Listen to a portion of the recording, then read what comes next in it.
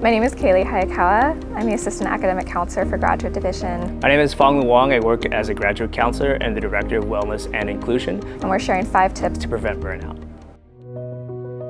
The difference between stress and burnout. Unfortunately, many graduate students experience stress and burnout. With stress, the body is amped up. With burnout, the body shuts down. Specifically, a stress reaction can include increased reactivity, a racing mind, and disrupted sleep.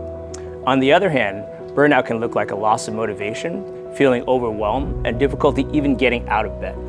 Please keep in mind that stress and burnout can be symptoms of a significant clinical condition such as anxiety or depression. For more information, you can contact the Counseling Center at 949-824-6457. If you think you're experiencing burnout, it's important for you to take meaningful action to maintain your health and success.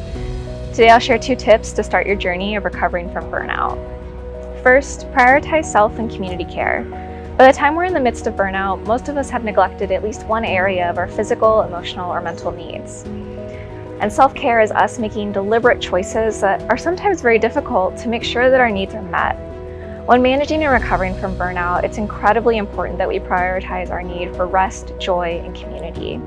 Get enough sleep each night and maintain a regular sleeping pattern to help your body and mind recover from the stress of the day. Make time for activities that recharge you and bring you joy, whether that's reading, playing a game, or exercising. And it's also important that we recognize our needs for connection, belonging, and community. Community care is based on the idea that the well-being of the individual is intrinsically linked to the well-being of others in their community and focuses on the actions and efforts we and our community members take to support one another. Leaning on our community and allowing them to support us in the same ways we've supported them is an important piece of recovering from burnout. Second, focus on what you can control. Burnout can make us feel helpless about our situation, as if nothing can be changed. While things like other people's emotions or institutional policies are outside of what we can control, it can be critical for us to identify what we do have control over and what actions we can take to address the circumstances that have led us to burnout. Are there ways we can foster routines that help us build a healthy balance between our different responsibilities? Are there people we can ask for help? Can we delegate things or take things off our plates entirely? By focusing on what we can change, we empower ourselves and promote a sense of confidence that can help offset our feelings of burnout. Boundaries are important in graduate school to maintain the energy needed to develop career longevity. 2 types of boundaries that come up in counseling are time and energy. Graduate students will consistently share that they don't respond to work emails past 6 p.m. Sundays are for family, friends, hiking, and pets, all to relax and get ready for the work week. And sometimes Wednesdays are half or 3/4 work days, which helps some folks maintain balance throughout the work week. With respect to energy boundaries, let's make sure we don't take work home with us. Home is a sanctuary for rest and recovery. As I sometimes say, never lose sleep over anything or anyone that isn't losing sleep over you.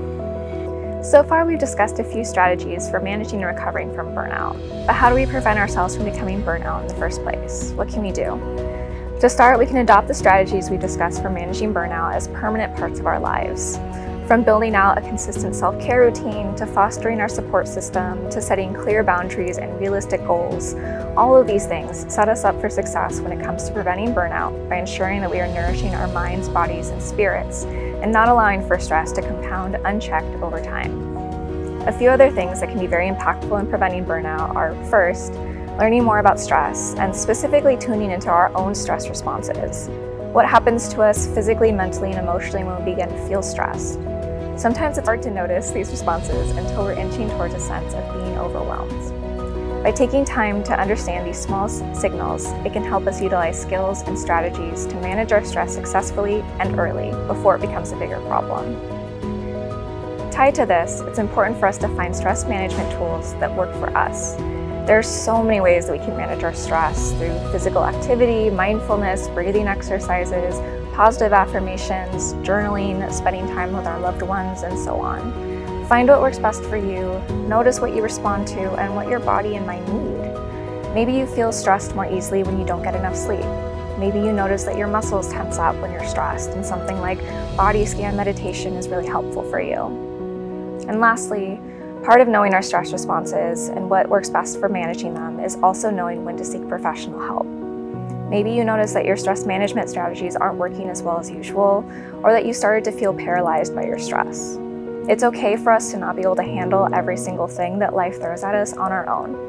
When this happens, it's critical that we take extra steps to get the support we need, whether that's from a counselor, therapist, doctor, or other helping professional. As part of our services, we offer one-on-one counseling appointments focused on your wellness and academic and career goals. Graduate students and postdoctoral scholars can be referred to us or can make an appointment without referral by reaching out to a counselor via email. In addition to individual counseling, we offer academic mediation and workshops and programs on topics such as imposter syndrome, cultural wellness, unconscious bias, self-care, and more. Wellness and inclusion team members have the broad goal of promoting and supporting graduate wellness as a way to create career longevity. For more information, you can contact the Counseling Center at 949-824-6457.